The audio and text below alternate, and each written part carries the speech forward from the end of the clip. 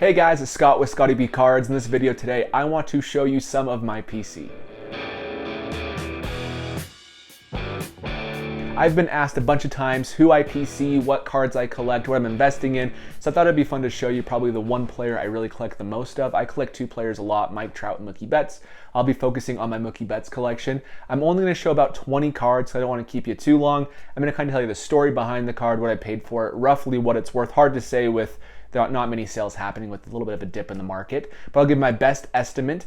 And on top of that, I will be going from least valuable to most valuable. So make sure you stay for the entire video and watch everything, because in the middle, there's some really cool cards, and at the end, there's some really valuable cards. Before we begin, if you are a sports card, trading card, baseball card fan, make sure you hit that subscribe button. That helps the channel grow. But on top of that, if you like these videos, we post 2 to 3 times each and every week exclusively about this content. So make sure you hit it so you don't miss anything.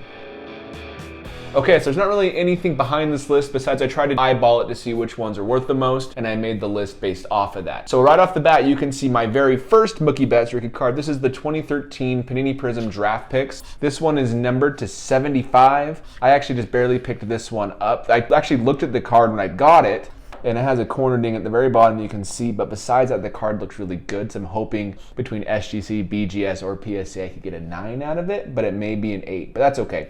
I paid, I think, like $300 for it, but overall, it might not be worth that right now because he's played worse since I purchased it, but he's starting to pick it up. I'm still a Mookie believer, but overall, that's my number 20 card.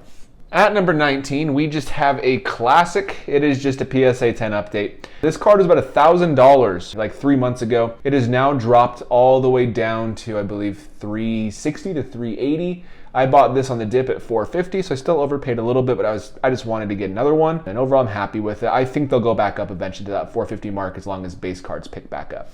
At number 18, we have the Topps Chrome update. Topps Chrome update is by far more short printed. My father is a calculus teacher, and we looked at the pack odds, and he showed me how to do it. I can't tell you exactly how in the video, but it's about 12,000 to 13,000 of the Chrome base are printed, because they only release Topps Chrome update in one specific way, and so it's actually able to be calculated or pretty close to it. There are a lot more update rookie cards, probably around 50 to 80,000 of those. So this is by far a more rare card. This is just a PSA 9. I'm gonna get a PSA 10 soon because they've dropped from about $2,000 to about $700 to $800. So overall, I wanna get one eventually, but still a nice looking card. At number 17, this is the Walmart Blue Border rookie card of Mookie. I paid $200 for this in December. These hit all the way as high, probably as like $1,300, and now they're down to, I don't know, right around $800-ish. So still a good increase in like 6 months overall. At number 16, we have a BGS 10 Mookie Betts Heritage rookie card.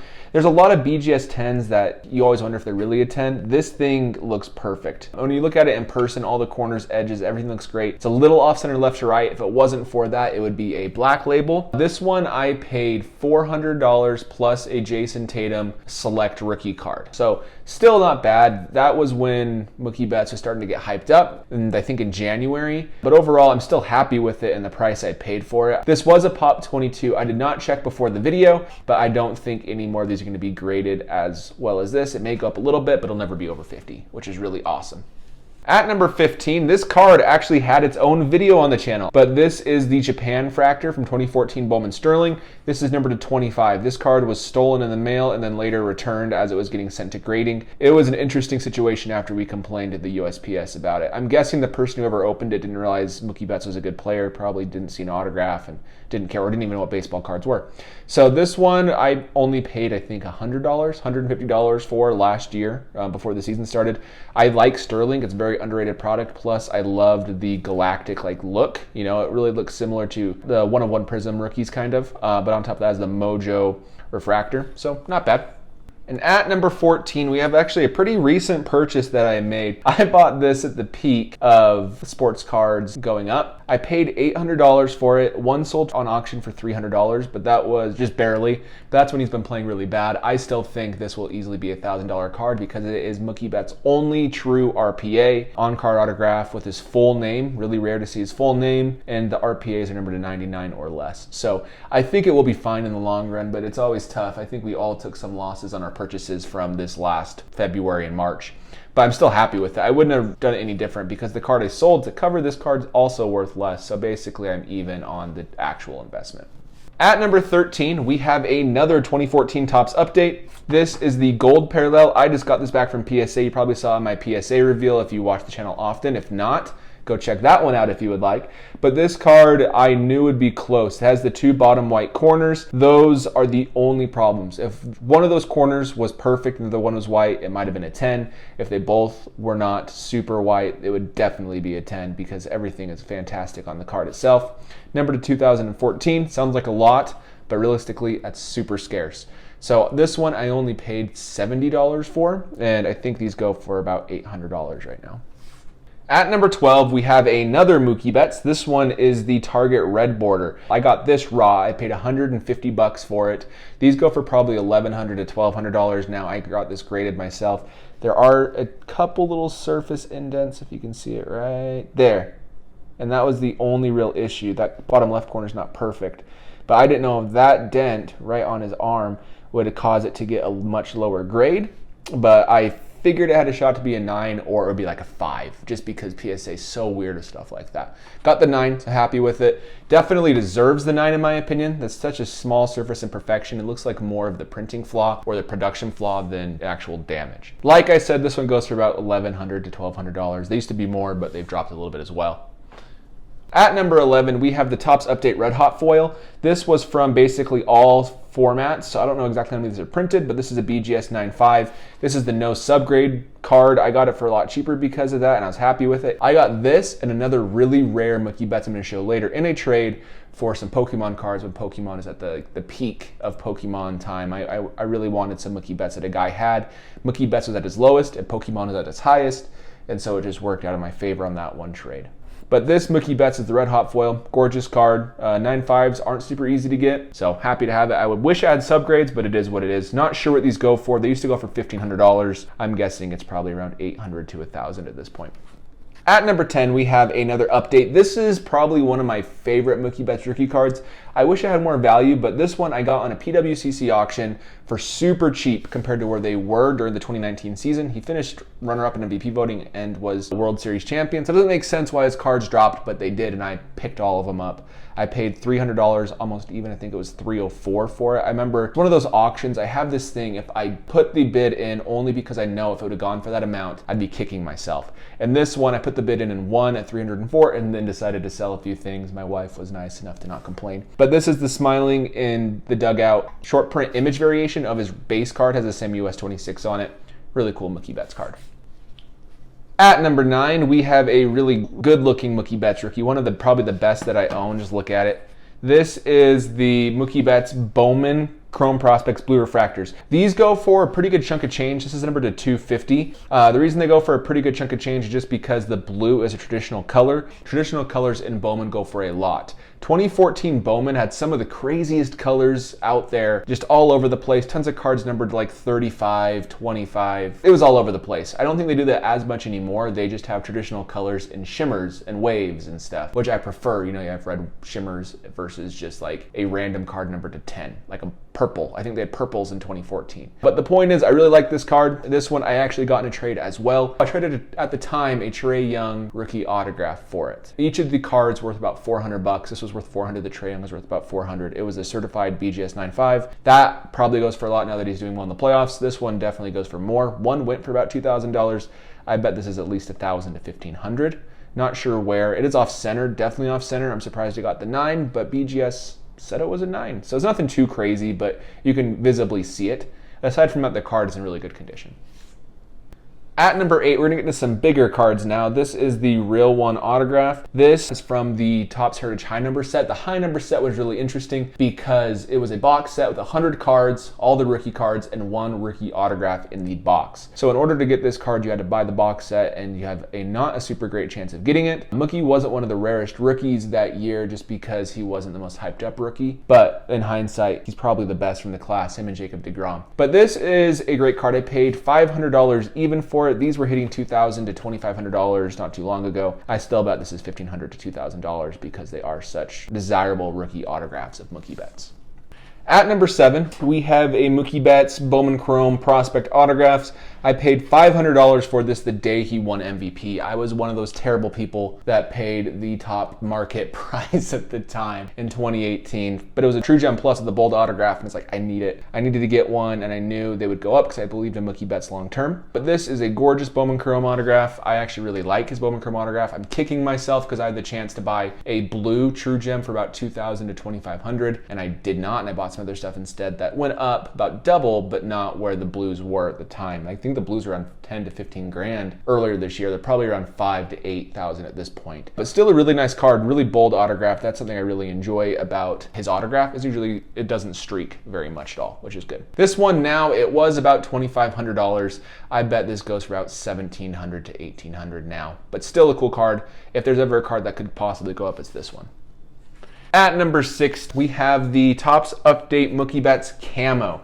These cards are tough to find now. So the camo is actually numbered to 99 from this year. This one, I actually did the exact same thing as I did earlier, where I threw in a bid at the last second on a PWCC auction because I thought if I don't get it now, I will regret it if it goes for a low number. I remember I bid for $650, it went for $630, and I was just like, crap, I just bought that. And that was 2 years ago when I wasn't spending a ton on cards. So I had to sell quite a bit to cover it, but overall it's nice. This card probably was around $5,000 to $6,000. Not too long ago, I had a friend who sold a BGS 9.5 camo for $6,000. That wasn't on eBay or anything, but it was just in his private auction or private sales that he did. So I'm guessing this one at the time was around $4,500 to $4,500. I bet you now it's like $3,000 to $4,000. So still nice because Mookie Betts is actually picking it up. I might have already said that, but it makes me happy because nothing's worse than piecing a guy and he's slow. I still believe in him long term, but it's nice to see him pick it up. Yeah, the camos are gorgeous. Like it from this set. At number 5, we have the rarest card on the list. This one is the Topps Heritage High Number Real One Autograph Red Ink Autograph. You can't really see the autograph perfectly because of the uniform he's wearing, but these are numbered to 10. This is the first one of 10 in that set, which was the third set of Topps Heritage High Number.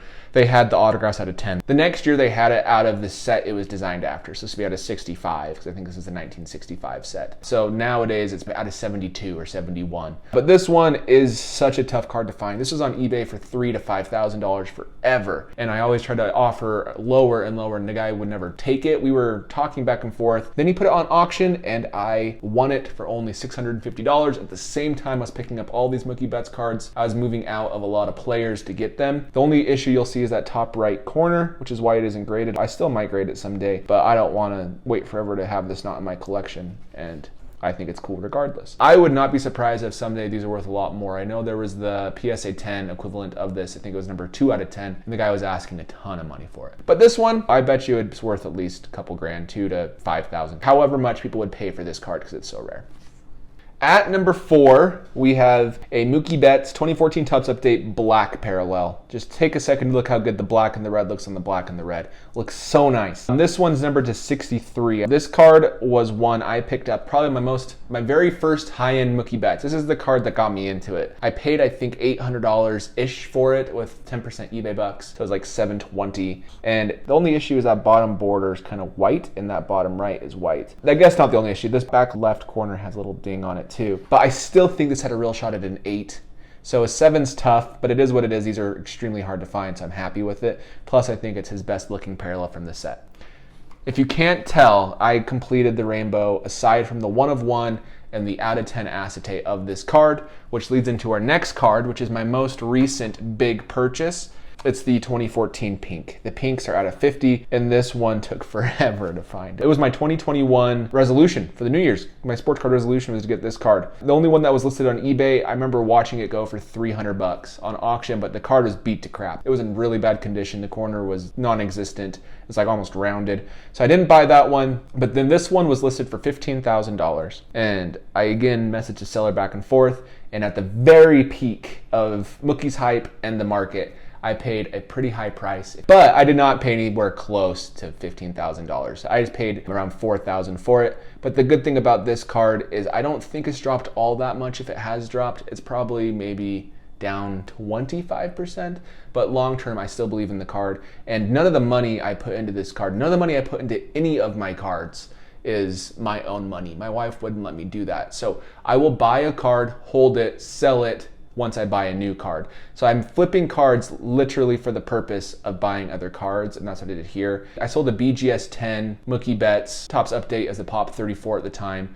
to cover at least half of this, I remember. Another half I did some more Mookie Betts sales. I did a gold BGS 9 I sold to get this one and a couple other cards. So anyways, this one is my number 3. At number 2, we have a Mookie Betts Gold from Topps Chrome Update. So again, Topps Chrome Update is an extremely short printed set, and the set isn't big. I think it's only 50 players, but these golds are tough to find. This is a True Gem Plus, which is really nice. It's numbered to 250, which is different than most gold parallels, but still a gorgeous card. The gold with the gold label just looks really good, and it really reflects light super well. I'm a sucker for refractors that can look this nice. You hear this in every sports card video, but the camera doesn't do it justice. But this is true, it does not do it justice. On this gold, this is the other card I traded my Pokemon cards for. I got this in the red hot foil.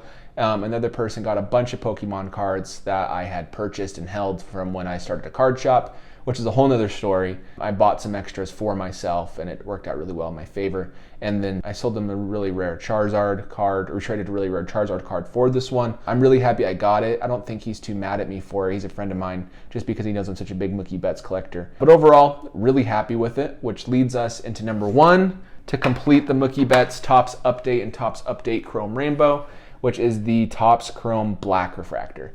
There aren't any superfractors in this set, and so I don't know about printing plates. I didn't look at the pack odds for that. So this is the true rainbow for the Topps Chrome Update. It's only the black, the gold, and the base. And then other than that, in the paper rainbow, I'm only missing the 1 of 1 and the acetate out of 10, like I said. This one I paid $500 for. The guy was also offering me, he pulled this out of a pack, and I think he must have opened a case, and he got this, and he also got a Jacob deGrom gold out of 250, and he offered me that for like $200. And I was just like, no, I'm okay, I don't want it. And I should have taken it because Jacob deGrom, that probably was a PSA 10 or BGS 9.5 because it was just pulled. Probably would have gone for $5,000-ish. But regardless, I got a good deal on this one. I graded it myself, got the BGS 9.5. I don't get how it's a 9 centering because everything looks good, left to right, top to bottom. And on the back, it's like perfect, maybe a tiny bit off top to bottom, but back centering shouldn't impact it as much. So your guess is as good as mine, but I'm not complaining about the grade. It has a couple surface dimples, and surface dimples from my experience haven't really affected the grade all that much. But other than that, the card looked really good to me, so I wasn't sure how they were gonna grade it.